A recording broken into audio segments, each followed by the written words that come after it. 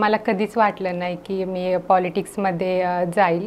आजही महाराष्ट्रामध्ये खूप महिला सरपंच आहेत किंवा महिला प्रतिनिधी आहेत, विशेषतः महिला सरपंच. हो, खरंच त्यांना त्यांच्या मनाने काम करून देतात.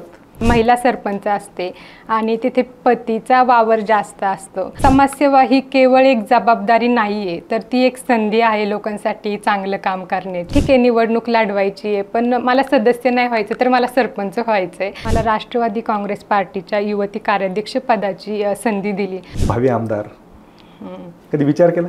प्रत्येकाला वाटतं की आपण ज्या फील्डमध्ये आहे तिथे टॉपचं असावं, तसं मलाही वाटतं. कारेगाव ग्रामपंचायतला एवढ्या मोठ्या प्रमाणात टॅक्स येतो, आर्थिकदृष्ट्या कॅपेबल ग्रामपंचायत असताना देखील गावामध्ये सुशोभीकरण हे काहीच नव्हतं. मला खूप अभिमान वाटायचा की माझे वडील हे आर्मीमध्ये आहे, देशाची सेवा करत आहेत. माझ्या ब्लडमध्येच देशभक्ती आहे, समाजासाठी चांगलं काम करण्याची इच्छा आहे. राजकारण हे फक्त सत्तेसाठी नसते, तर त्या लोकांच्या कल्याणासाठी असते, लोकसेवेसाठी असते, आणि हेच ध्येय घेऊन मी राजकारणात आले. माझ्यावरती आणि माझ्याबरोबरच्या काही सदस्यांवरती अतिक्रमण केल्याबाबत केस दाखल केली होती.